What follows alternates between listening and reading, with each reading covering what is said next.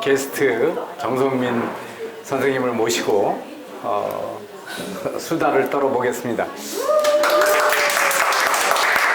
요즘은 우리 언어가 서양화돼가지고 이런 거 하면 뭐 토크 콘서트니 뭐 이런 얘기를 많이 하는데요. 제가 어렸을 때 이렇게 현자들이 맘 편히 얘기하는 자리를 노변 방담 뭐 이런 얘기를 많이 했었어요. 그래서 화로나 난로 놓고 옆에서 따뜻하게 겨울에 얘기하고 그러면 마음이 따뜻해지고 그런 거였는데, 뭐 여러분 그런 따뜻한 시절 난로나 화로가 정말 따뜻하게 느껴졌던 경험이 있으신지 모르겠습니다. 오늘 우선 여기 와 계신 분들은 아까 소개를 들었지만 우리 또 유튜브로 보게 되시는 분들을 위해서 오늘 와주신 게스트한테 간단한 자기소개를 먼저 부탁을 드리도록 하겠습니다. 네. 안녕하십니까. 오늘 이 자리에 아는 것도 별로 없는 제가 올라오는 게 맞는지, 그리고 또 혹시 교수님께 누가 되는 건 아닌지 그런 고민이 많이 되었었습니다. 음지에서 음지를 지향하는 소시민 정성민이라고 합니다. 간단하게 말씀드리자면 국회와 정치권에서 약 8년 정도, 그리고 민간 영역에서 횟수로 한 6년 가량 일을 하고 있습니다. 아마도 국회나 선거판을 떠난 지 이제 꽤 한 5, 6년이 되었죠. 근데 페이스북이나 SNS를 통해서 어떤 그런 서로 공명하고 반향이 있는 분들과 함께 또 이런 자리를 하게 된 것 같아서 기쁘게 생각하고, 또 오늘 교수님께 누가 되지 않도록 성심껏 많은 현안에 대해서 많은 질문을 드려볼까 합니다. 예, 반갑습니다.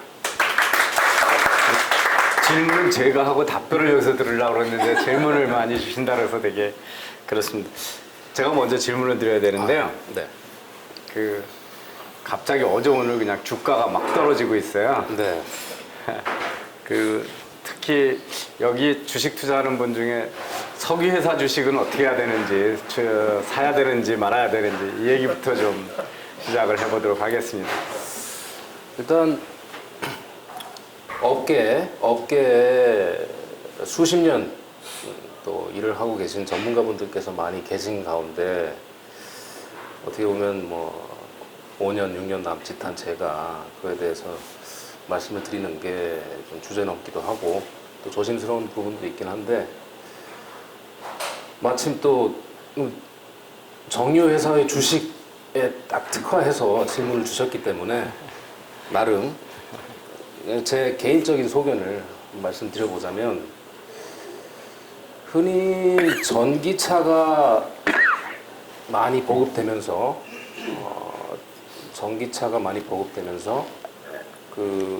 앞으로 석유의 시대가 끝날 것이다, 이런 말씀들을 하는 분들이 계시더라고요.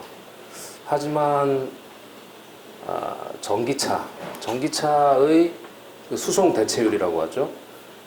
그 전에 확인하셔야 될 게 석유의 수요가 그러면 현재처럼 유지가 될 것이냐, 그리고 석유의 공급이 현재와 같을 것이냐 했을 때, 석유의 공급은 기술적인 개발로 셰일이라든지 어떤 극지방이라든지 심해라든지 또 석유를 대체할 수 있는 어떤 그런 물질의 발견, 이런 것들로 인해 가지고 석유의 공급은 2040년까지는 유지가 된다고 해요. 그러니까 소위 오일 피크 이론은 현재로서는 어느 정도 힘을 잃고 있는 게 아닌가. 그러면 이제 두 번째로 부딪히는 부분이 전기차와 같은 수요 부문에서 수요 피크가 올 것이냐 할 때, 전기차가 분담하는 민간 영역에서의 그 전기차가 부담하는 그 수송 부분에서 그 비율은 매우 적은 편이에요.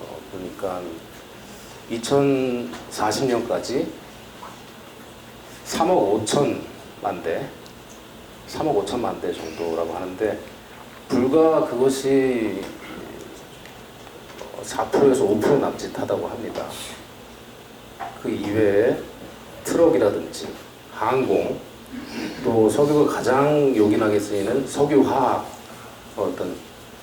석유화학의 어떤 피드스톡, 원료로서의 그 어떤 석유의 가치는 오히려 지금보다도 훨씬 더 많아질 것이다. 인구도 늘고 있고 또 중산층도 늘고 있어요. 중산층이 늘면 SUV 차량의 수요가 늘어난다고 합니다. SUV 차량은 전기차가 별로 없죠. 그리고 중국, 인도 이런 어떤 그 개도국들이 중산층이 늘기 때문에 일반 차량에 대한 수요도 늘고 더군다나 트럭이라든지 선박, 항공유를 대체할 수 있는 어떤 그 전기, 동력원의 그런 어떤 대체 가능성은 최소 2040년까지는 저는 없다라고 보고 있습니다. 예. 제가 오늘 에너지 회사의 전문가를 모시고 얘기를 해서 저도 사전에 제가 경제식 네트워크 이병태 TV에서 기후변화나 에너지 트렌드에 대해서 여러 번 과연 기후변화가 세상의 종말을 가져오는 거가 과학적 합의냐, 인간이 다 일으킨 거냐 이런 거에 대해서 회의론에 대해서 많이 방송을 했습니다만은 일부 이제 저희가 오늘 게스트께서 다니시는 회사의 최고위원자도 카이스트 경영대학에서 교육을 시켜보고 그랬습니다. 그래서 하는데 영국에서 이쪽에 가장 전문가로 전에 에너지 장관도 하고 그러신 분 중에 로드 하웰이라고, 그러니까 하웰 경이라고 해서 한 80 넘은 전문가가 있는데 이제 그분이 책을 쓴 것 중에 이런 게 있어요. 그러니까 그 에너지 미래를 위한 검은색과 녹색 간의 대결. 이게 뭐냐면 이제 블랙은 지금 오일 컴퍼니를 얘기하는 거고, 그린은 이제 그 환경론자들이죠. 두 색깔 간에 지금 싸움에 대한 게 있는데 대체적으로 예상하는 거는 이렇더라고요. 30년 얘기하시는데 거기는 2050년이 돼도 2018년에 에너지 전체의 화석연료의 비중이 85%예요. 그러니까 화석연료가 아닌 게 15%밖에 안 되거든요. 근데 2050년이 돼도 화석연료의 의존성이 70%가 넘어간다. 그러니까 이 에너지 전환을 빨리 하는 거는 현실적이지도 않고 불가능하다. 왜냐하면 이 그냥 리뉴얼 에너지로 넘어가는데 필요한 돈이 그냥 몇 달러 뭐 이렇게 돼요. 그러니까 그런 비용 때문에 그렇고, 얼마 전에 그 빌 게이트가 이렇게 기자회견을 했는데요. 자기 전기차 타본 경험을 얘기를 해요. 근데 뭐냐면 에너지 덴서티, 그 밀도가 너무 낮은 거예요.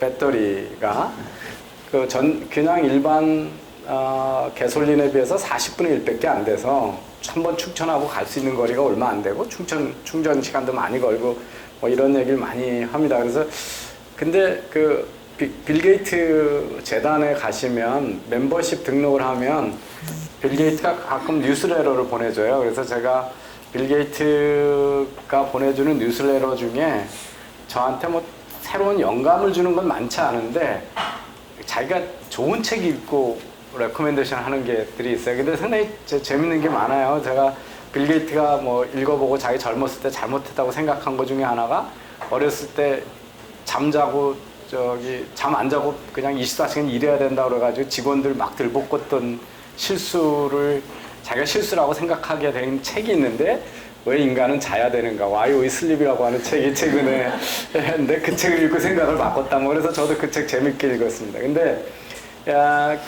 빌 게이트가 그런 얘기 하거든요. 좋은 표현 하나가 있어요. Swing the fences라고 그래가지고 이 벽을 흔드는 거죠. 이 벽을 흔든다는 얘기 뭐냐면 기존 질서에 챌린징 하는 거야. 한번 끝까지 가보는 거 뭐 이런 거거든요. 이제 그 빌 게이트가 요번에 저기 그 스윙 더 펜스 하고 있는 두 영역이 있는데 그게 하나가 클라이밋 체인지하고 글로벌 헬스, 특히 저소득 국가에 어떻게 해서 전염병으로부터 애들 그 지키냐. 그래서 뭐 우리 말도 안 되는 게 이제 아프리카 같은 데서 소아마비로 아직도 막 죽고 장애인이 되잖아요. 근데 그 부모들이 그 백신을 맞는 거를 그쪽에 그 토속 신앙을 믿고 이런 분들이 그걸 뭐 서양의 음모를 내지는 악마의 모로 해가지고 백신을 안 해가지고 소아마비 아직 앓고 있거든요. 그런 문제를 해결하는 데 이제 애를 쓰는데 특히 에너지 하면서 거기서 이제 빌 게이트가 최근에 에너지 문제 해결하는 거는 위험하지 않은 원자력 발전 기술을 만드는 것 쪽에다가 돈을 어마어마하게 때려붓고 있거든요. 그래서 뭐 그런 이야기들을 이제 보면서 에너지의 미래는 우리가 생각하는 것보다 상당히 점진적으로 간다. 그냥 제가 주식 가격은요 2030년, 50년까지 주식 사가지고 우리 붙들고 있을 거 아니잖아요. 당장 어떻게 되냐고 물은 건데 이렇게 롱텀하게 얘기를 해주셔가지고 롱텀을 말씀드려서 조금 듣다 보니 왜 주식 얘기를 안 했지 제가 이 생각이 들어가지고 간단하게 말씀드리자면은 지금 한국의 정유 4사의 SK는 잘 모르겠어요. 근데 나머지 3사 같은 경우는 그 석유 화학 부문에 대한 비중을 늘려가고 있고 그리고 또 고도화 설비를 점진적으로 이제 확충하고 있기 때문에 고도화라는 것은 일반적으로 기름을 증류탑에서 뽑아내고 나면은 그 헤비 오일이 나옵니다. 그러니까 그 우리가 흔히 알고 있는 그 휘발유 그리고 뭐 LPG, 휘발유, 경유, 등유, 경유 이런 것들은 그 경질유에 해당해요. 그러니까 가벼운 맑은 유분이고 그거를 뺀 벙커스라든지 그 선박 연료로 많이 쓰여왔죠 그동안. 벙커스라든지 아스팔트라든지 코크스나 이런 것들은 이제 중질 유분에 해당되는 건데 이 중질 유분의 수율은 한 30-40% 이상 나와요. 그럼 요거를 다시 증류탑으로 넣는 과정. 요게 이제 고도화 작업이라고 하는데 이 고도화율이 높아지면은 아무래도 그 정유사들의 마진이 올라갈 것입니다. 그래서 두 가지.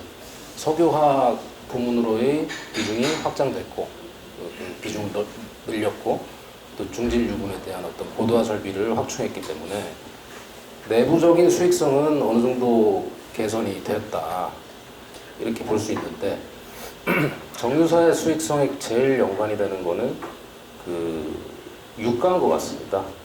유가가 너무 낮으면은 마진을 남길 수가 없다고 해요. 근데 유가가 좀 어느 정도 올라가면은 그 정제 마진이라든지 그런 비율이 높아져가지고 수익성이 개선된다.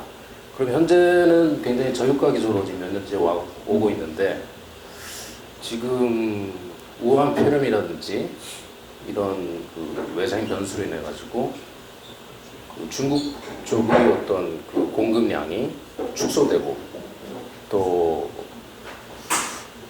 한국에서 생산되는 제품이 그거는 기회 요인일 수는 있어요. 그런데 지금 세계 경기가 전반적으로 침체 국면에 들어갔기 때문에 그 석유를 생산해서 소비하는 그런 어떤 수요 자체가 줄어들 가능성이 있고 그렇다면은 당분간은 좀 유가가 저유가 기조로 가지 않겠나. 그리고 요새는 어떤 이란이라든지 이런 지정학적인 변수들이 많이 그 충격이 못 된다고 합니다. 뭐 호르무즈 해협에서 유조선을 납포했다든지, 혹은 뭐 솔레마니를 미국에서 이제 사살했다든지, 뭐 이런 어떤 중동 지역의 지정학적 어떤 변수들이 불과 일주일 정도면은 다 회복이 되었다고 해요. 그런 것을 봐서도 어떤 지정학적 변수는 영향이 없고 유가 급등 요인이 별로 없는 거예요. 일단은 그렇게 봤을 때 과연 한국의 오일 컴퍼니가 주가가 괜찮을 것이냐? 장기적으로는 분명히 정유 혹은 석유화학 부문의 산업 자체의 경쟁력은 유지가 될 거라고 저는 보고 있는데, 단기적으로 유가가 저유가 기조로 계속 갈 경우 저마진이 계속되고, 그러면 정유화학주들이 전반적으로 조금 쉽지 않은 상황인 것 같다, 이런 전망을. 전부 이제 졸기 시작을 했습니다. 재미가 없어가지고. 자, 제가 퀴즈 하나 낼게요. 대한민국에 석유 한 방울도 난다, 안 난다? 예, 여기 다 잘 아시네요. 제 연구실에 오시면 그 국산 석유를 보실 수 있어요. 제가 그 석유공사에 자문교수를 했었거든요. 근데 석유공사, 우리 저 동해 가스전 있잖아요. 거기서 가스를 뽑아 올리는데 부산물로 아주 맑은, 정제가 거의 필요 없을 수돗물 같은 맑은 기름이 조금은 납니다. 그래서 그 석유공사 분들은 우리나라의 언론이나 사회지도층이 연사할 때마다 석유 한 방울도 안 나오는데요, 이런 얘기할 때마다 경기를 일으키면서 싫어합니다. 자기네가 석유 생산하고 있는데 안 난다고 그래서. 그나마도 지금 고갈이 되어. 네, 이제 그 가스전은 곧 문 닫아야 되거든요. 네. 그래서 그 한때 그 석유공사가 거기 구경시켜 준다고, 거기 가려면 저기 헬리콥터를 타고 가야 돼요. 가스전에 위에 가서 바다 위에다가 이렇게 가야 되잖아요. 그래서 거기 가면 산무에 세 가지가 없는 섬이라고 그러거든요. 이제 여자하고 술하고 담배가 없다, 뭐 그런 얘기를 합니다. 불 나면 큰일 나니까요. 예, 그러고요. 우리나라에 이렇게 이 주유소들이 있는데, 정유회사가 직영점이 있고 이제 대리점들이 있잖아요. 정유회사가 그게 나눠져 있는 거 아세요? 네. 예.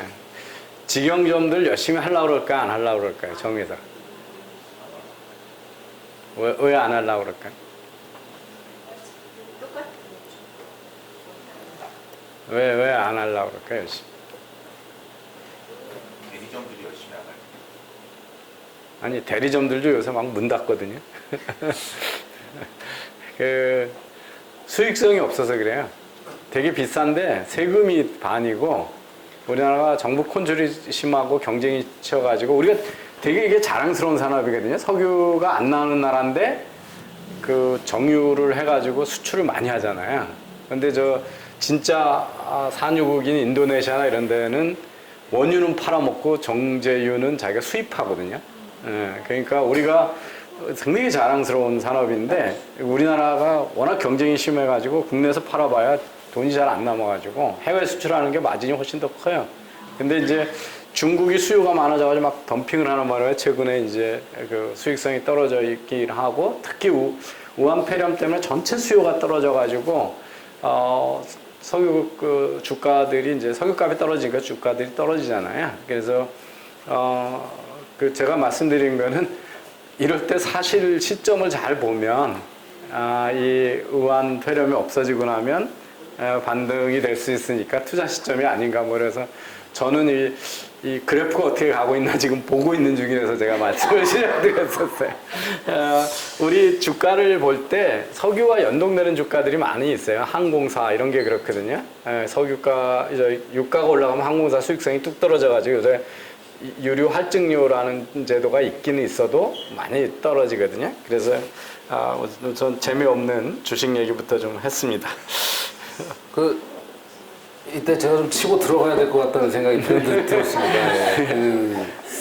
제가 교수님을 처음 인지하게 된 계기가, 저는 제가 과거에 저희 회사 사장님께서, 교수님께서 같이 가르쳤던, 교수님께서 가르쳤던 그분인지 전혀 인지하지 못했는데, 또 그렇게 말씀하시니 참. 왜냐면 제가 교수님 처음 인지하게 된 계기가, 저희 이제 사내망에 교수님의 기고문을 전부 다 읽으라고 이렇게 공유를 하셨어요. 그때 이제 교수님을 처음 인지하게 됐습니다, 제가. 그래서 어떻게 보면은 그때 한국경제, 예. 아마 그랬던 것 같은데 청년들을 향한 사자후였습니다. 그게 이제 그 글을 읽으면서 뭐랄까 선배 세대의 시대적인 환경 그리고 고충 그리고 역경을 이겨내서 또 성취를 이뤄낸 그런 어떤 과정 이런 것들을 10분 이제 이해할 수 있었고 절절히 느낄 수 있었어요. 최근에 이제 90년생이 온다 이런 책이 꽤나 회자가 되고 있고 뭐 더큐로도 나오고 TV 특집 프로로도 나오고 뭐 이러고 있어요. 꽤나 이제 인기를 끌고 있는데 이 핵심이 이제 꼰대 문화에 대한 어떤 질타 혹은 뭐 신세대의 어떤 그 문화에 대한 그런 인식을 좀 나눠보자 이런 것 같습니다.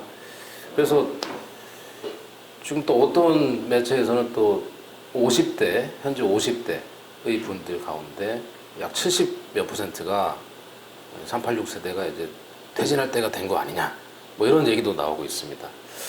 꼰대 문화에 대해서 한번 가볍게 말씀해 주시면 감사하겠습니다. 그 두 가지, 그러니까 두 가지라기보다도 우리 사회에 제가 한번 그 경제식 네트워크에다 번역해서 올렸고 저도 페이스북에다 번역해서 올렸는데 미국도 이제 그 이 젊은이가 막 컴플레인하고 요새 다 국가가 해내라 그러면 그러고 이제 사회가 잘못됐다고 막 얘기하면 나이 든 사람들이 사회가 잘못된 게 아니고 다 잘 되고 있는 건데 니네가 잘못하고 있다 그랬을 때 그 꼰대들을 비하하는 말이 뭐냐면 다 괜찮다 그러고 우리말은 듣지 않는다. 그게 오케이 부모예요. 오케이 부모. 오케이 부모 그러면 그게 우리말로 하면 이게 꼰대들이라는 뜻이거든요. 근데 이제 거기에 그 경제식 경제교육 재단의 그 소위 미국의 젊은 우파죠. 아까 트루스 포럼 같은 데서 회장을 하는 대학생이 쓴 글이 몇 개 있어요. 하나가 뭐냐면 그건 옳지 않다. 옳지 않은 게 뭐냐면 누가 얘기를 하면 의견을 내주는 건 되게 고마운 일인데 너는 흑이니까 네 얘기는 들을 필요 없고 너는 젊은 애니까 들을 필요 없고 너는 나이 많은 사람이니까 들을 필요 없다. 이거는 상당히 차별적이고 사회적으로 건강하지 않다라고 하는 거고요. 그리고 그들이 젊은이들이 듣기 어려운 얘기를 할 때 그걸 잔소리라고 되치지 말고 그들의 지혜로부터 배울 수 있는 질문하는 방법을 네가 배워라. 그러면 근데 그 질문하는 방법은 어떤 사회 현상에 대해서 가치 판단적인 거를 요구하는 게 아니라 당신은 이런 거 상황이 있을 때 젊은 사람으로 느끼는 고민을 어떻게 무엇 때문에 왜 그렇게 의사결정을 했는지를 묻는 게 제일 좋은 방법이라는 거죠. 당신은 어떻게 해서 그렇게 평생 사이좋게 지내는 와이프를 만날 수 있었습니까? 어떻게 그 사람이 당신의 평생 반려자가 되는데 당신의 배필이었는지를 무엇으로 판단했습니까? 이렇게 질문을 하면 대답하는 쪽은 사람은 전혀 밑에 사람들한테 공격적이지 않고 신나서 얘기를 한다는 거죠. 그죠? 그리고 당신은 왜 그 저널리즘을 갖는데 결국은 증권회사에 뭐 아니면 금융회사에 중역이 될 수 있었습니까? 이런 질문을 던지는 것이 그러면 대답하는 사람도 질문 드는 사람한테 다 도움이 되는 대화가 되는데 그 대화를 거부하고 자기 기분이 좀 상한다고 해서 꼰대다 이렇게 얘기하고 또 요즘 젊은 것들은 다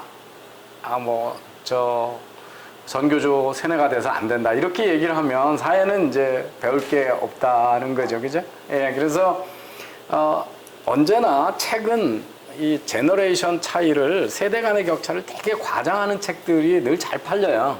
그게 왜냐하면 세상의 변화를 이렇게 읽는 것처럼 보이기 때문에 그렇거든요. 그렇지만 또 어떻게 한편을 보면 우리는 항상 그렇거든요. 우리가 자기 중심으로 생각하면 한국하고 일본이 엄청 큰 차이가 있는 것처럼 보여요. 그죠? 그리고 일본 사람은 어떻고 한국 사람은 어떻고 우리는 그런 구분을 되게 하고 싶어 하죠. 근데 사실은 전 세계적으로 보면 한국 사람하고 일본 사람처럼 비슷한 사람도 없어요.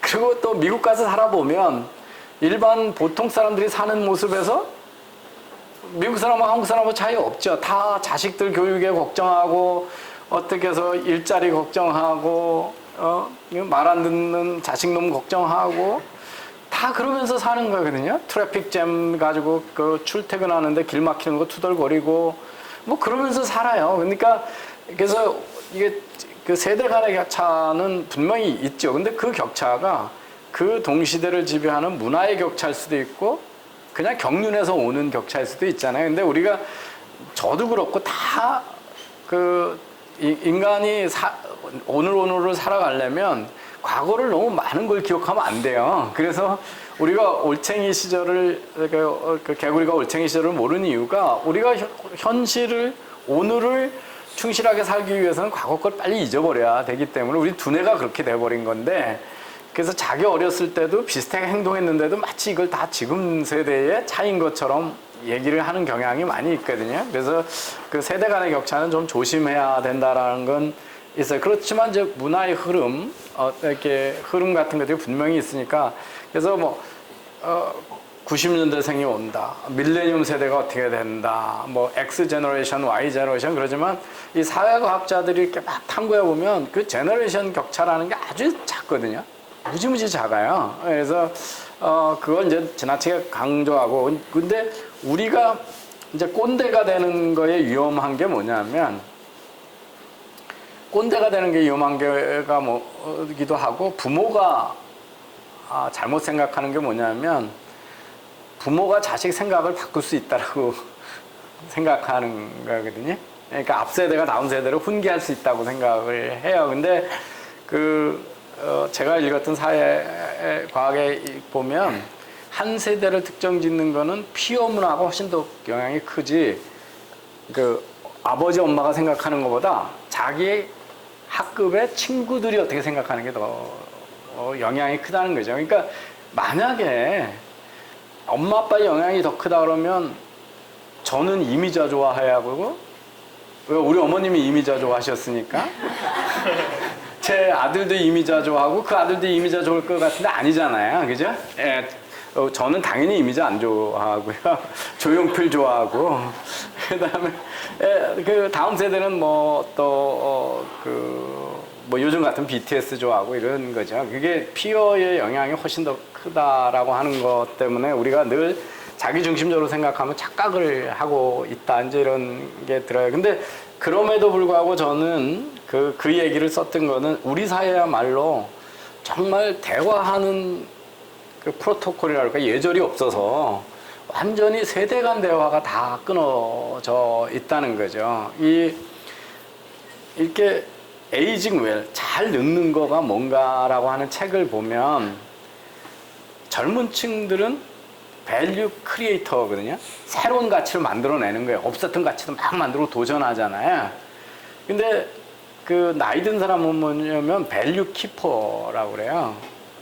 가치를 지키려고 하는 사람들이거든요. 근데 우리가 보수주의가 뭐예요?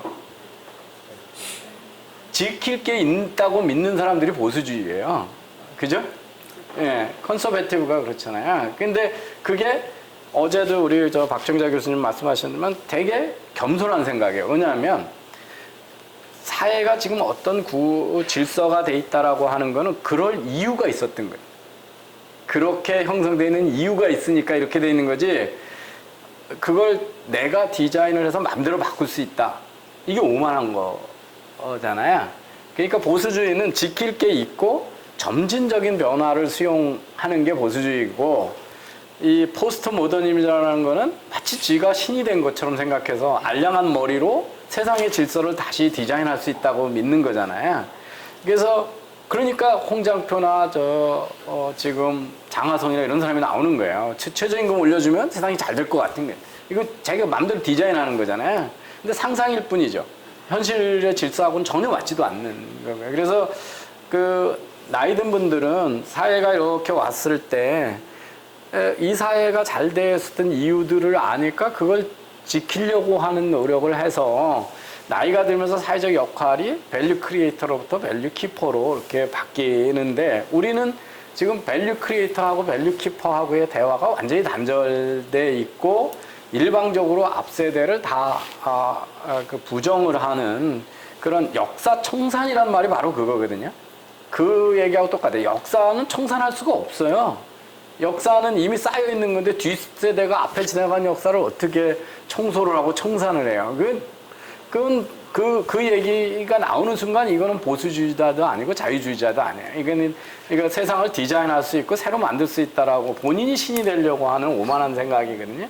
근데 저는 이제 제가 보는 우리 사회가 지나치게 이 대화가 완전히 단절된 일이고 적대적인 관계로 가기에 뭐 제가 이렇게 깊은 생각을 가지고 그 말을 던졌던 건 아니에요. 저한테 최저임금 올리면 큰일 난다고 그랬더니 저한테 욕설을 써서 보낸 젊은이가 있었기 때문에 그게 저한테 생전백년부지로 모르는 사람한테 입에 담을 수 없는 욕을 그리고 저는 저 나름대로의 소신을 가지고 최저임금을 과격히 올리면 나라 경제 어려워진다는 얘기를 페이스북에다 썼는데 거기다 대고 사람값이 똥값인 나라에서 금수저인 네가 어떻게 이런 그 고작 시급 8천 얼마를 올려준 걸 가지고 그딴 소리를 하냐면서 A4 용지 반이 다 그냥 욕설하고 죽이겠다는 위협으로 간 메시지가 와서 제가 네가 정말 사람값이 똥값인 세상을 살아봤냐 그래서 5분 만에 쓴 글이 그거예요. 페이스북에 홧김에 그 욕설에 대한 반작용이니까 가끔은 도전받는 게 좋아요. 이렇게 제 평상 가장 제가 쓴 글을 아마 우리나라 국민이 가장 많이 읽어보고 들어본 글이 그 글이었을 텐데 그 욕설이 만든 우연의 산물인데요. 그래서 도전받는 건 좋은 일이에요. 근데 그래서 이제 지금도 문제의식은 같습니다. 문제의식이 어떻게 하면 다른 의견을 내는 거를 조금은 감사할 줄 아는 사람 사회로 만들어낼까. 어떻게 하면 저렇게 몇몇의 말도 안 되는 포스트 모더니즘, 본인이 신이라고 착각하는 사회를 자기 마음대로 디자인할 수 있다고 믿는 인간들하고 아니면 세상이 뒤집어지면 좋아질 거라고 하는 이런 그 누적된 질서에 대해서 이렇게 함부로 생각하는 스투비디티라고 그럴까요? 그러니까 정말 우매함에 대해서 제가 도전해 볼 수 있을까? 제가 하는 큰 이야기의 줄기는 그런 거였거든요. 그래서 우리가 같이 해야 되는 거는 우리 세대 간의 대화가 정말 옹졸한 거잖아요. 편협한 거고. 그래서 뭐 그랬는데 아니나 다를까 예상도 대부분 저한테 동의하는 분들은 나이 드신 분들은 자기가 하고 싶었는데 못했던 얘기 대신해줘서 고맙다라고 저한테 정말 막 사들고 오시는 분들 꽤 많았어요. 노인네들이 전화 걸어놓고 말을 못 하시고 막 우시는 분들도 여러 명 계셨어요. 그리고 자기는 은퇴하신 중학교 교장 선생님인데 정말 고맙다고 전화를 하셔가지고 한 30분 동안 그냥 우시는 분도 계셨어요. 우시는 분도 계셨고 그런 반면 그런가 하면 일본에서 또 갑자기 이거 네가 쓴 글이 맞냐 그러고 일본 TV가 인터뷰하자고 오기도 하고 그런 게도 했는데 한편에는 이제 요번 정부에서 다시 중용된다고 그러시는데 한양대 법대 무슨 모 교수님과 같이 요즘 애들 불쌍하지도 않냐 인정머리도 없는 정말 비인간적인 이병태 막 이러면서 그리고 꼰대 그래서 우리 죽도록 일만 열심히 하라는 얘기냐 그러면서 여전히 적대적으로 대하는 그런 것들이 반응이었고요. 제가 게을러 가지고 진짜 이 이야기를 한 내 본뜻은 뭐였고 왜 우리가 다시 한번 한국 사회에 대해서 헬조선이라고 하는 거에 대해서 다시 생각해 봐야 되는지에 대해서는 책으로 쓴다고 해놓고 아직도 마무리를 못해서 곧 마무리를 해보도록 하겠습니다. 예. 교수님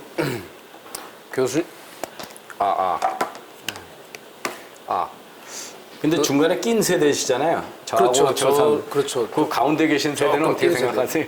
저는 교수님 세대 의견에 개인적으로 10분 공감하는데요. 마이크가 저는 안 들리는 것 같은데. 저는 10분 공감을 해요.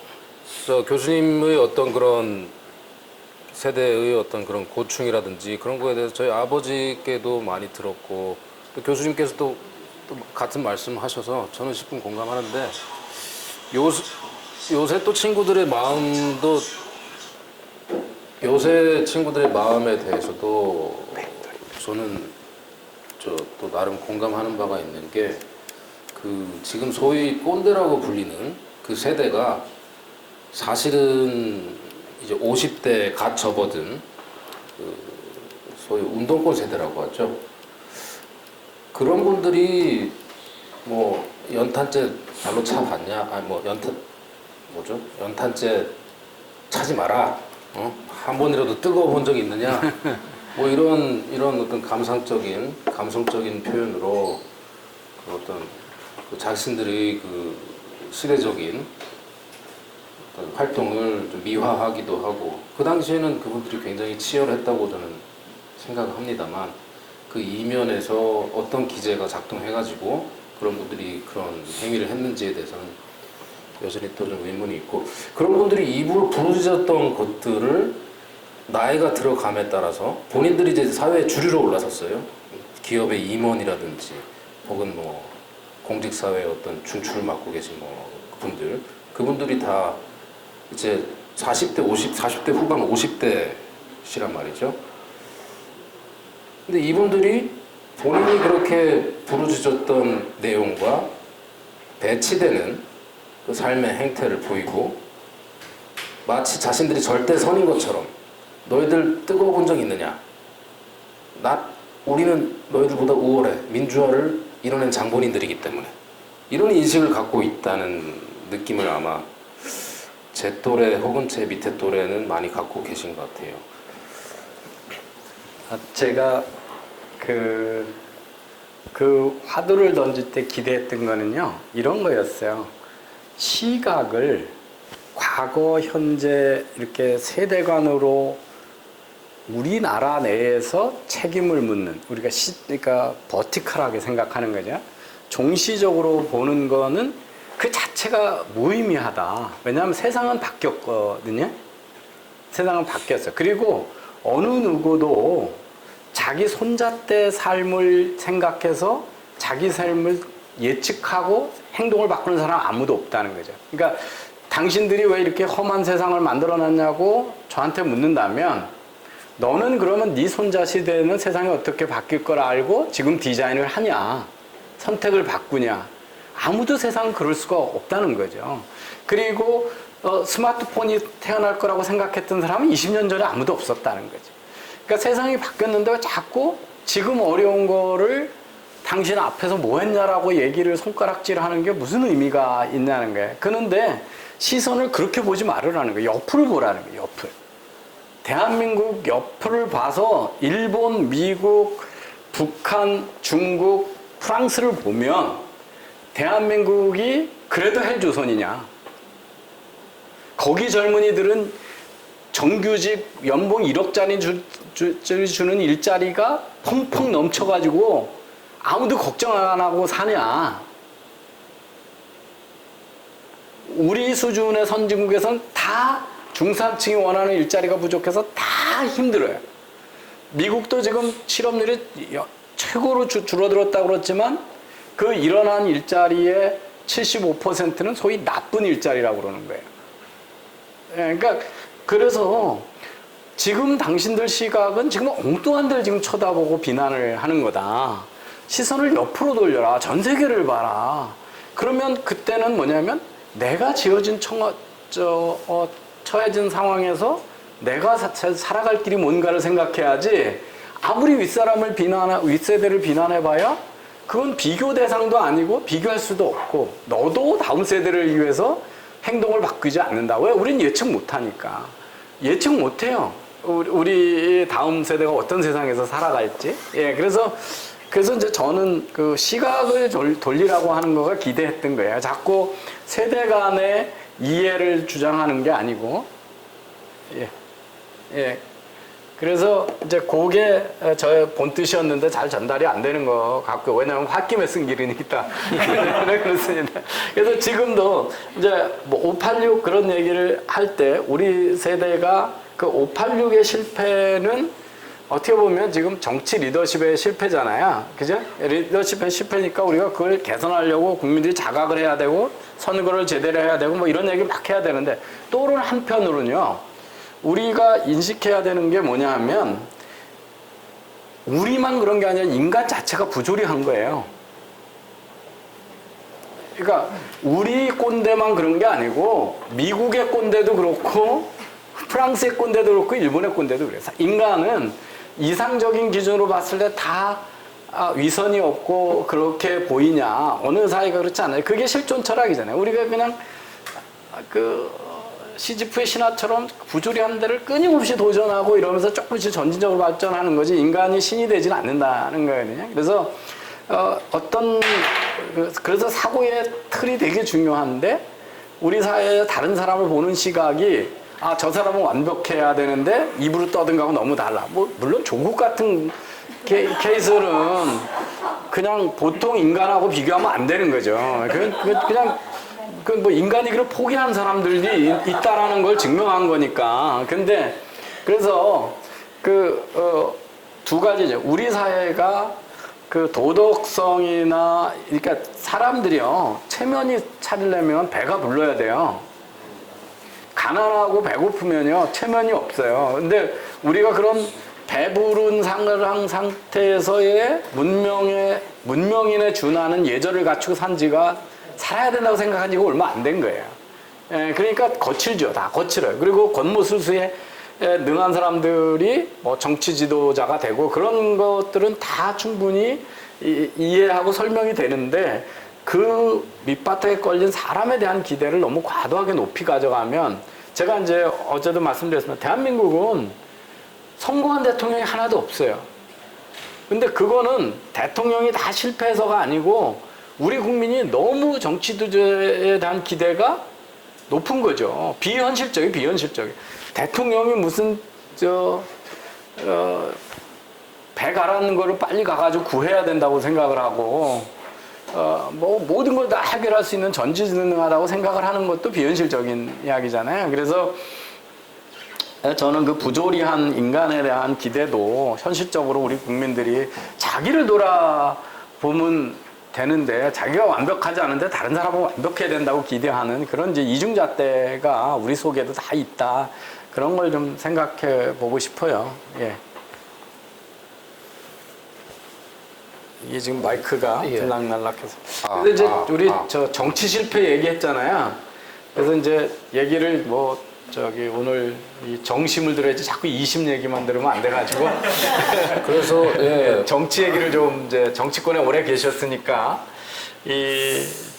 정치가 뭐고 정치인은 어때야 잘 되는지 옆에서 보시고 요즘 상황은 어떻게 보고 계신지를 좀 설명해 주시면 좋을 것 같아요. 그래서 바로 넘어가기엔 좀 급격하니까 브릿지 차원에서 그 교수님께서 포스트 모더니즘 이후에 자신들이 모든 걸 디자인할 수 있고 완벽하게 만들 수 있다라는 그런 어떤 믿음에 대한 어떤 문제의식을 말씀하셨는데 그와 제가 어떤 같은 맥락으로 이해할 수 있는 그런 내용들이 있는 것 같아요. 뭔고 하니 여러분들 사회계약론의 루소 아시죠? 루소와 프랑스 대혁명을 주도하면서 대학사를 자행한 로베스피에르 이런 분들이 있는데 이런 분들의 신념이 바로 인간은 개조할 수 있다.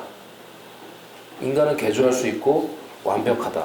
그리고 교회에 혹은 신에 충실한 사람은 제대로 된 사람이 없다. 이런 식의 얘기를 했다고 합니다. 근데 그런 사유가 바로 이제 공산주의 혹은 전체주의의 어떤 사상적 배경이 되었다는 그런 설명들을 제가 본 기억이 납니다. 그래서 스탈린 같은 경우도 소비에트형 인간, 그리고 공산주의적 인간, 슈퍼맨 이런 것들을 만들어야 되고 이런 사람들을 만들어야만 사회는 이상사회로 근접할 수 있다. 그리고 기존 구습에 젖은 사람들은 불가능하니까 제거해야 한다. 이런 관점을 갖고 있었어요. 이런 관점에 따라서 수천만의 사람들을 수용소에 보내고 또 그 안에서 굶겨 죽이고 또 자살하게 만들고 또 아사하고 이런 배경이 좀 맥락이 좀 통하지 않나 싶은 생각이 예, 근데 듭니다. 그게 그런 사람들만 그런 게 아니라 우리 사이에 뿌리 깊은 사상이에요. 그게 제가 아까 얘기했던 역사청산론이 그런 거예요. 마치 우리가 독립할 때 친일파들은 다 잡아서 죽였으면 그 후의 사람들은 다 사회가 해악이 되든 하든 자기 이익을 추구했던 친일파 같은 행적을 다시는 안 하게 사람들이 정의로운 사회가 됐을 거라고 믿는 거죠. 그게 역사청산론의 기본적인 아이디어가 그거잖아요. 잘못한 놈을 완전히 처벌을 했으면 그 정통성 있는 사람들로만 세웠으면 나라는 바로 쓴다. 이런 얘기죠. 그 다음에 이번에 문정부가 들어와서 적폐청산도 마찬가지예요. 그러니까 자기가 생각했을 때 적폐를 했던 사람들을 정치적으로 쳐버리면 그 다음부터 정의로운 사회가 된다고 생각을 하죠. 어떤 사회도 그렇게 온전히 정의로운 사회를 만든 인간의 역사는 없거든요. 왜냐하면 인간은 사회과학적으로나 뭐로 보면 다 기회주의자들이에요. 제도가 잘못 설계되면 사람들은 자기 이익을 위해서 기회를 활용하죠. 그게 우리가 갖고 있는. 그렇지만 우리가 그럼 원천적으로 성악설처럼 다 사악한 인간이냐? 그렇지 않죠. 많은 심리학적 연구가 우리 본성에는 그 아주 제한된 도덕률이 작동하는 한에서의 기회주의자들이라는 거죠. 그러니까 그 사람들이 보이지 않는다고 해서 다 나쁜 짓을 하지 않죠. 그러니까 많은 사람들은 도덕률이 작동되는 범위 내에서 적당한 기회주의를 탐색하게 되는 거고, 그 제도를 얼마나 잘 만드느냐에 따라서 그 법을 어기는 사람은 기회 탐구하는 사람이 있지만 그 본성은 변함이 없는 거지. 수천 년, 수백만 년 동안. 그래서 아까 뭐 사람을 바꿔가지고 그 공산주의적 인간, 그 사람의 욕심을, 공산주의라는 게 결국 개인이 갖고 있는 모든 이기심, 우리 이게 그 시장 경제나 자유주의자들은 사람들의 이기심은 좋은 거고, 그것이 사회를 발전시키는 동인이고, 이기심이 있으니까 이기심이 있으니까 열심히 일하고 더 많이 벌려고, 명예욕이 있으니까 더 열심히 일하고, 그런 것들이 사회를 발전하는 동인이고, 그 이기심들이 서로 부딪혔는데 사회적으로는 다 우리가 사고 싶은 연필이 아무데나 있고 먹고 싶은 빵이 있게 되고, 왜냐면 빵집 주인이 이기심이 있어서 돈을 벌고 싶으니까 빵을 만들고, 그 다음에 빵집 주인도 자기가 밀가루를 빻지 않죠. 밀가루를 누가 빻아서 파는 사람이. 그래서 사회가 이기심과 사회 공익이 부딪히지 않는 조화로운 거라고 하는 걸 아담 스미스가 발견한 거잖아요. 그래서 그 이기심과 이타심이라고 하는 걸 분리된 거로 보는 거가 아주 흑백 논리이고 원시적인 사고방식이고, 우리 자유주의나 보수주의자들은 사람들이 적당한 기회주의적이고 이기주의적인 게 사회를 움직이는 중요한 발전의 엔진이라고 보는 거고, 그 이기심들이 부딪히면서 조화로운 세상. 왜냐하면 사람은 나만 똑똑한 게 아니라 상대도 똑똑하기 때문에 내 혼자 이기심을 계속 추구하면 아무도 나를 도와주지 않죠. 남을 속여가면서 내 이기심을 놓으면. 그래서 그런 사회에 규율적인 질서가 있기 때문에 그런 건데, 지금 순혈주의자들, 그러니까 뭐를 처벌하고 나면 세상이 좋아지고, 어디서 자기 아들이 하나 뭐 불행하게 교통사고로 죽었는데 학교 앞에서 교통사고로 죽은 사람은 다 감옥 보내라 그러면 그다음부터는 교통사고 하나도 안 날 것 같은 이런 비현실적인 생각을 하고, 그게 비현실적이라는 게, 인간은 그렇게 행동하지 않고 인간은 항상 상황 판단을 본 의도와 달리도 잘못할 수 있거든요. 헛것이 보여서, 또는 상대방에서 오는 헤드라이트 불빛이 비쳐서 안 보일 수도 있는 거잖아요. 비바람이 쳐서. 그래서 사고는 나의 책임과 상관없이도 날 수도 있는 건데, 그 모든 것들이 내가 바짝 긴장하고, 그러면 그대로 하려고 그러면 그 어린이 보호구역이면 차 세워놓고 있나 없나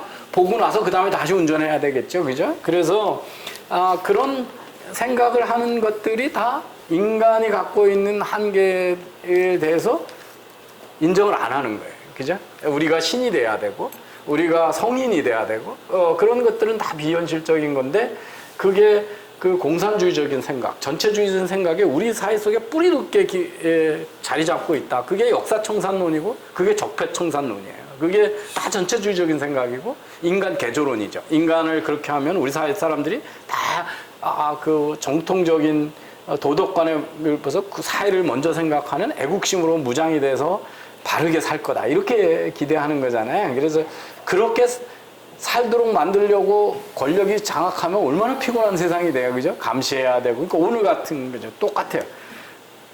폐렴이 돌았어. 그렇다고 해서 특정 종교에 대해서 교회당을 다 문 닫아라. 그 어떻게 가능한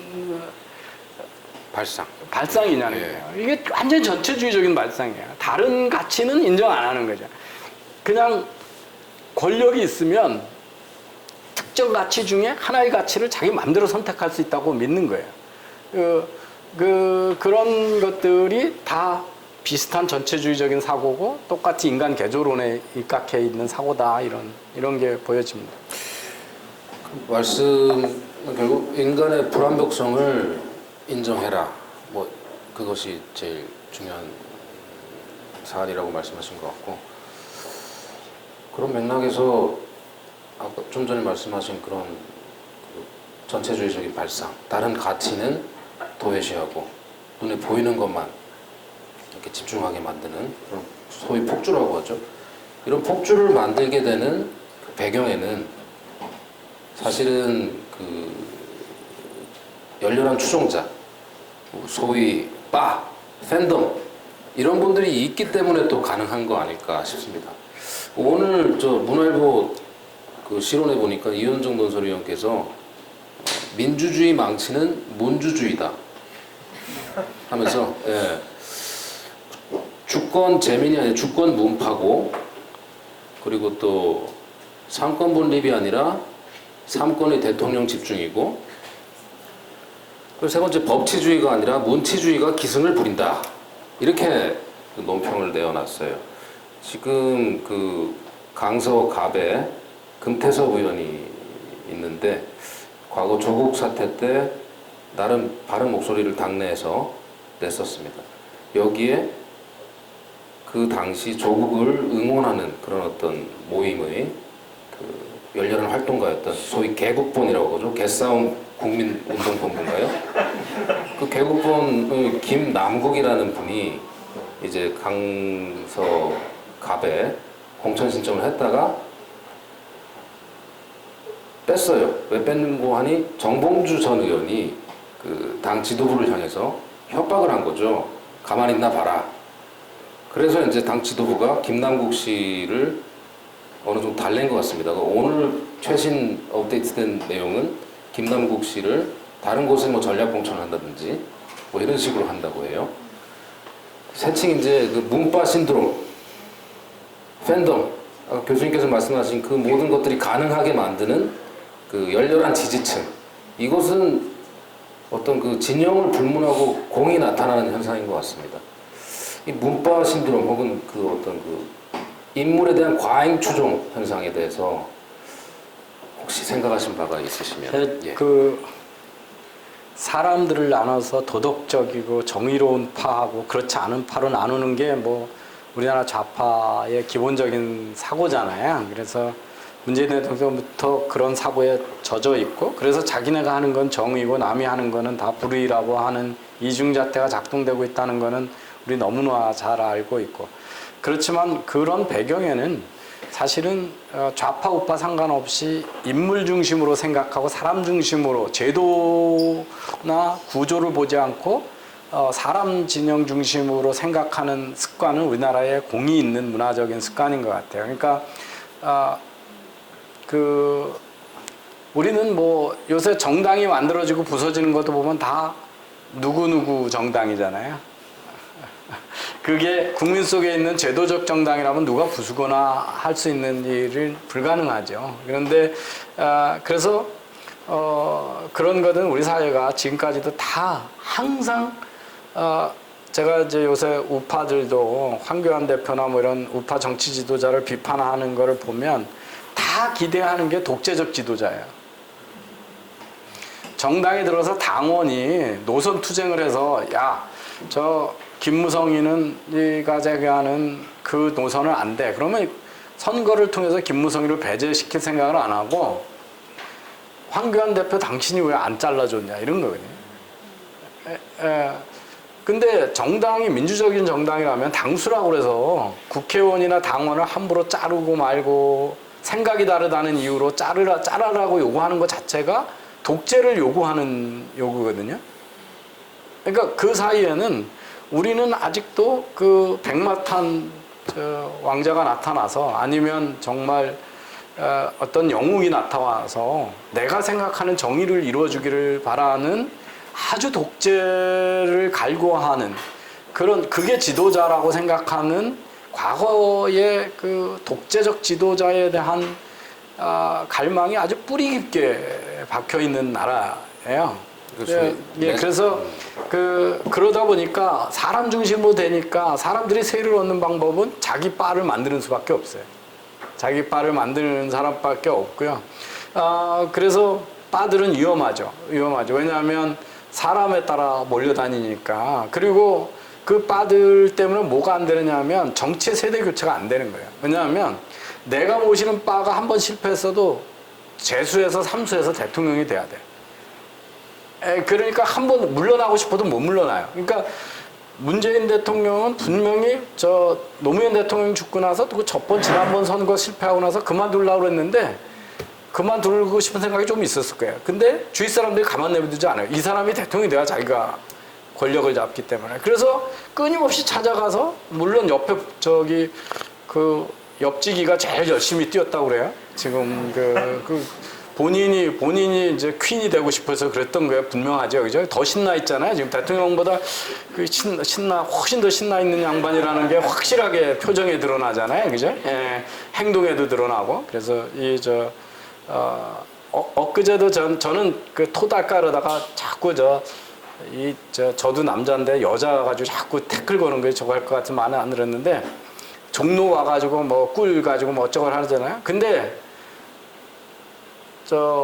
상인들이 아니 중소기업부 장관 박영선 장관이 온다고 그랬다가 영부인께서 오셔서 깜짝 놀랐습니다 그랬더니 바쁘니까 내가 오지 말라고 그랬다고 그래요.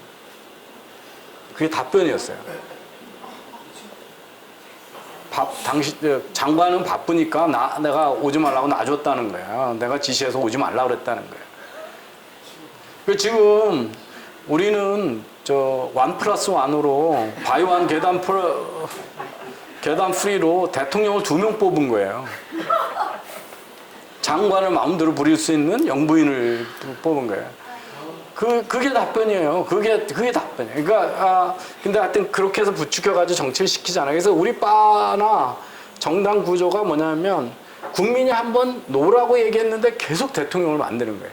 문재인 대통령, 박근혜 대통령하고 졌으면 그때 자격 없다고 판독 내린 거잖아요. 근데 그걸 대통령을 만들어요. 그리고 보세요. 안철수 계속 정치 시작한 4년 만에 정당을 4번째 만들잖아요. 내가 당수돼갖고 내가 대통령 될 때까지 하는 거예요. 근데 본인 생각보다 그 사람이 당을 만들어야 내가 국회의원 출마를 할 수 있는 사람들이 딸려 있기 때문에 그래. 이게 이제 빠들이 만드는 정치 구조의 후진성이거든요. 그래서 근데 국민 개싸움 운동법 이런 걸 만들어서 했던 사람을 국회의원으로 공천을 한다, 전력 공천을 한다. 그게 얼마나 오만한 짓이에요, 그죠? 이해찬 다운. 그래서 바들은 우리나라의 사람 중심의 사고, 제도 시스템의 중심의 사고가 아닌 사람 중심의 사고하는 거에 성리학적인 사고가 봉건적 사고가 뿌리 깊게 있는 거에 한 반증이다 이렇게 얘기를 하죠. 볼 수 있죠. 예. 한편으로는 그 메사야 혹은 미륵부를 항상 갈구하는 그런 어떤 그렇죠. 토속적인 어떤 그런 심리가 작동하는 것 같습니다. 정책이 이제 계속 나오고 있는데요. 그 선거는 대체현상 all or nothing 게임이라고 저는 보는데요. 어떤 정치인이 선거에 지는 순간 그 과거의 노정이 싹 날아가 버리고 미래도 담보하기 어렵게 됩니다. 뭐 안철수 그 전 의원과 같은 그런 반면 또 그 패배를 발판으로 진정성을 보여가지고 또 재기해서 또 권력을 다시 잡고 새로운 정치적 전기를 맞이하기도 합니다. 현재 이제 공천이 그 소위 이제 미래한국당 그 비례 정당이죠. 미래한국당 공천이 이루어지고 있는데요.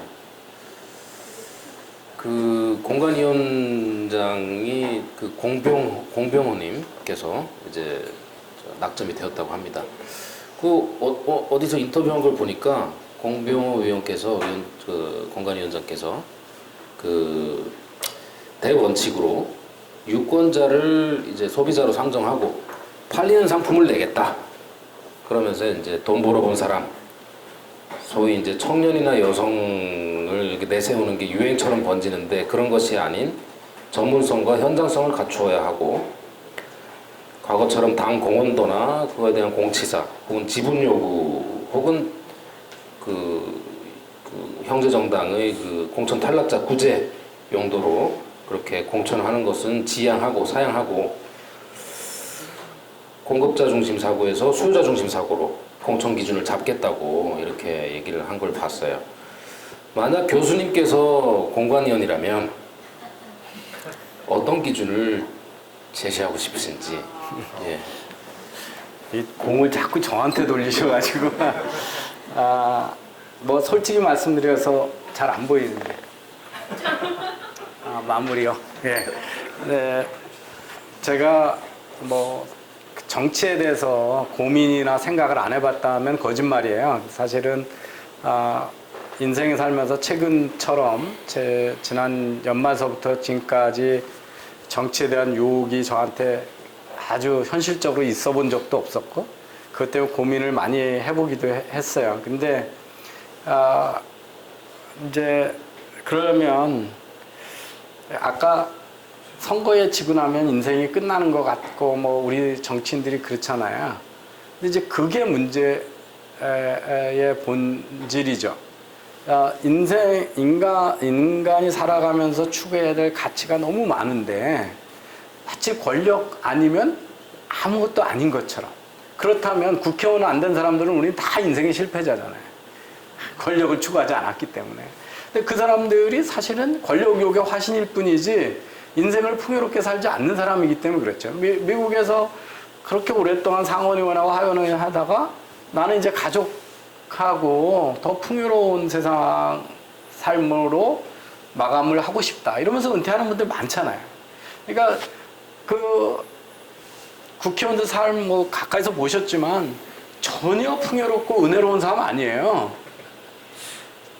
아침마다 조찬 모임이 있고요. 저녁 3번씩 먹고 주말에는 상갓집 찾아다녀야 되고 그러면서 욕은 바가지로 얻어먹잖아요. 예, 그래서 전혀 풍요로운 삶은 아니거든요. 그렇다고 그 사람들이 4년 끝나고 나서 지역사회나 국가를 위해서 정말 훌륭한 일을 해줘서 고맙다 그러고 감사를 느끼는 그 유권자도 아무도 없어요. 다 죽일 놈들이잖아요. 다 나쁜 놈들이고 다 잘려야 되는 놈들이고. 그러니까 지 혼자만 권력에 취해서 그렇지 그렇게 뭐 영예로운 자리도 아니고 보람된 자리도 아니에요. 그러니까 우리의 삶이 얼마나 다양한 가치가 있고 우리가 행복하게 사는 방법은 정말 1000만 가지, 100만 가지도 있다라고 하는 풍요로운 가치의 다양성에 대해서 이해를 못하고 또 물러나와 들어갈 때의 인생에 대한 적이 없이 그냥 권력만이 우리나라에서 그게 그냥 산업공상의 그 체계 속에 그 맨 꼭대기에 존재해야만 자기가 삶의 의미가 있다고 생각하는 이 권력의 화신들이 갖고 있는 아주 깡패 같은 생각에 젖어 있기 때문에 이제 그런 생각을 한다는 거고요. 그럼에도 불구하고 저는 우리 사회가 항상 세상은 그 좋은 면이 있고 나쁜 면이 이 중에 있는 게 이 탄핵과 이 과정 중에 많은 보수주의를 생각해보지 않고 자유주의를 생각하지 않았던 사람들이 자각을 하잖아요. 근데 지금 보면 정치적인 혁신과 혁명을 어느 쪽이 더 많이 하고 있냐면 지금은 야당이 더 많이 하고 있는 거예요. 공천을 과정에서 누구의 지분도 인정하지 않고. 근데 공병우 박사가 지금 얘기하는 거는 원래 비례대표의 취지에 맞는 거죠. 비례대표는 그 지역구에서 정치를 하면 다 지역민들의 지역 이익만 대변하게 되고 지역 토우들이 많이 되고 전문성 없는 인기 중심적으로 나올 수도 있어서 국회 전문성이 부족하니까 직능별, 지역의 이익을 대변하는 사람 외에도 직능별 전문 지식이나 이해가 되는 사람이 들어가서 조화를 만들자. 이게 비례대표제잖아요. 그러니까 당연히 직능별로 지금 당의 정당에 대해서 열심히 충성한 거에 대한 대가로 주거나 권력 있는 사람의 지분으로 주거나 또는 공천 못한 사람, 안 받은 사람, 반발할 사람들 마무리 입마금하는 거를 나눠주거나 이렇게 그다음에 과거의 정당들은 다 그 비례대표제들을 정당의 정치자금 마련하는 창구로 사실 매간 매직을 하기도 했잖아요. 그런 매간 매직을 했던 거에서 그런 거 다 털어버리고 이제 당연히 유권자가 볼 때 멋있는 사람, 직능 전문성 있는 사람 뽑겠다 그러면 이건 비례대표제도의 원래 취지로 돌아가는 거죠. 그러니까 그게 원래는 법의 취지에 맞는 거고 정당에 맞는 거니까 당연히 박수를 많이 쳤을 것 같아요. 그래서 쳤을 것 같고 또 워낙 우리 공병우 박사님이 책도 많이 읽고 많이 쓰고 생각이 깊은 분이고 또 시장 경제에 대한 이해가 확실하기 때문에 제가 평소에도 맨날 주장하는 거예요. 우리 정치권이 이 모양이 된 게 뭐냐. 가보면 미래지향적인 인간들은 거의 없다. 국회에. 왜냐하면 거기 들어간 사람이 다 사법고시 봐가지고 법조인이거나 행시 봐가지고 장관 차관 하던 사람이거나 아니면 노조거나 소위 민주화운동했다라고 하는 시위권이거나 이게 다 뭐냐면 과거지향적인 사람이고 남이 만들어놓은 부를 만드는데 간섭하고 태클 걸던 사람들이지 새로운 거를 디자인하거나 새로운 상상력을 발휘하는 직업에 있는 사람은 아무도 없다는 거죠. 그게 우리 지금 국회의 비극 중에 하나죠. 그러니까 우리나라에서는 가장 미래지향적이고 가장 글로벌화되어 있고 가장 부를 만들기 위해서 상상력이 풍부한 사람들은 전 세계에는 지금은 다 기업인들이에요. 전 세계에서 기업인들이 다 그거예요. 왜냐하면 뭐 예술하고 이런 사람들 상상력이 있지만 큰 조직을 만들어 보질 않았어요. 큰 자원을 배분해 보지도 않았고 큰 경쟁을 하지도 않아요. 명시적인 경쟁을 하지도 않아요. 예술은 자기 거를 잘 발현하면 되지만 경쟁을 하는 건 아니에요. 근데 기업은 늘 경쟁하면서 큰 리소스를 따져보고 늘 5년 후에 우리가 계속 생존할 수 있느냐, 내가 거느린 사람을 먹여 살릴 수 있느냐, 경쟁에서 잘할 수 있냐라고 도전받고 했던 거. 그래서 세상에서 제일 잘해야 살아남는 거거든요. 그래서 가장 글로벌 지향적으로 돼 있고 미국이 안 팔리면 중국 가서 어떻게 팔까? 중국이 안 팔고 나면 아프리카 어디 가서 팔까를 하다 보니까 다 글로벌 시각이잖아요. 그러면 그래서 그런 분들은 우리나라에서는 다 잠재적 범죄자예요. 다 도둑놈으로 돼 있어요. 그리고 경제법이 뭐 2,000가지가 넘는 게 CEO들을 처벌할 수 있기 때문에 다 그 감옥 안 가면 이상하더라고요. 저한테 가끔 저녁 사주면서 제가 가지고 있는 생각을 듣고 싶어 했던 CEO들이, 삼성그룹의 CEO들이 지금 다 감옥 가 있어요. 그래서 저 밥 사줄 사람이 확 줄었어. 이게 말이 되는 거예요. 나라를 이렇게 발전시키고 이렇게 많은 사람의 일자리를 마련한 사람들을 그 사소한, 어제도 제가 그랬잖아요. 타다의 법이 문제가 아니라 그걸 기소하면서 검찰이 1년 징역형을 구형한다는 게 더 웃기는 거예요. 그게 더 끔찍한 일이에요. 아니 이재용 대표가 회사 만들어서 일자리 만들어보겠다는 시도밖에 없는데 그 사람을 감옥에 집어넣자고 검찰 구형을 하잖아요. 이 사회가 그 법조인들의 사고 패턴이 어떤가를 보여주는 아주 적나라한 거죠. 그 양반이 우리 돈을 훔쳐갔습니까? 무슨 강도짓을 했습니까? 강간을 했습니까? 도대체 사회에 한 해악이 뭔데? 하다못해 법률이 그렇다고 해도 뭐 벌금을 한다든지 뭘 해야지 감옥을 1년 집어넣어라. 이게 어떻게 말이 되는 사회냐는 거죠. 그래서 그 국회가 그렇게 돼 있는 국회 구성을 우리가 바꿔야 되죠. 그런 태클 걸고 규제하고 그거로 밥 먹고 살았던 사람들, 평생을 살은 사람들을 직급만 보고 국회의원으로 뽑아주면 우리 사회는 미래를 위한 전진은 없다 이렇게 생각해요. 예. 그래서 예. 정치권에도 계셔보시고 회사도 오래 다니셨으니까 이제 출마를 좀 하세요. 아, 저는 부족한 사람이라서 예. 마무리하라고 그러는데. 예. 마무리를 원래 준비한 내용도 많고 뭐 다양한 토픽도 있고 했는데 갑자기 교수님께서 이 무지랭이를 갑자기 무슨 에너지 전문가로 묘사를 해주셔가지고 참 그 업계에 계신 분들께 송구하다는 말씀을 드리고 죄송하고 예. 그 사실은 이 또 이런 좌담이라든지 이런 것들은 항상 그 시의성이 있는 거 아니겠습니까? 그래서 오늘 사실 우한폐렴 얘기로 아주 그냥 쫙 이렇게 초반 그 스타트를 하려고 했는데 이 파티 하는데 분위기 너무 다운될까봐 그렇죠. 바이러스 얘기는 안 하는 게 좋을 것 같아요. 알겠습니다. 예. 마침 오늘 또 저 교수님께서 이제 저 고희인가요? 고희연을 또 함께 하신. 죄송합니다. 해가면 죄송합니다. 졸지에 그냥 송구합니다. 예. 이래서 저 고사성어 함부로 쓰려고 그러면 안 돼. 맞습니다. 예. 여기 들통이 나버렸습니다. 그래서 예 교수님께서 하신 말씀. 그래서 홍남기 부총리가 예. 연설문마다 고사성어 집어넣느라고 네. 직원들이 일을 못 한다는 거 아니에요. 그게 넣으면 좀 있어 보이거든요. 한국 사회가 예. 예, 그런 게 있어 보이니까. 예. 어떻게 뭐 더 하시고 싶은 말씀이 있으실까요? 시간이 돼서 이제 다들 가셔야 되고 그래서 예, 마무리를 해야 될 것 같습니다. 오늘 예.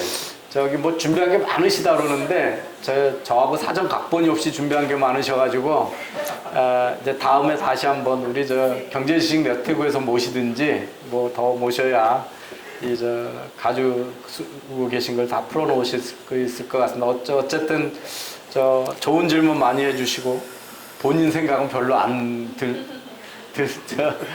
표출하시는 원래 그 예, 절묘한 MC를 보신 것 같은데 예전에 이 소위 이병태 TV의 활성화 방안 네. 뭐 이런 얘기들을 혹자는 이제 좀 한 경우가 있다고 저는 알고 있는데 거기서 나온 얘기 가운데 초인종을 놓고 교수님께서 1분 30초를 넘어가면은 땡을 쳐야 된다 이런 얘기도 나왔다고 저는 들었습니다. 반성하겠습니다.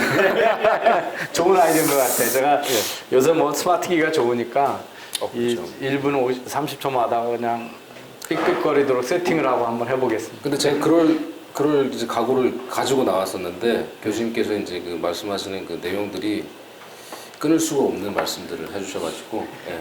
원래 그래서 교수들한테 함부로 마이크 주면 안 돼요. 목사님하고 교수는 함부로 마이크 주는 거 아닙니다. 네, 그럼 우리 오늘 좋은 주제를 이끌어 주셨는데 박수로 좀 감사하고 고맙습니다. 아이고.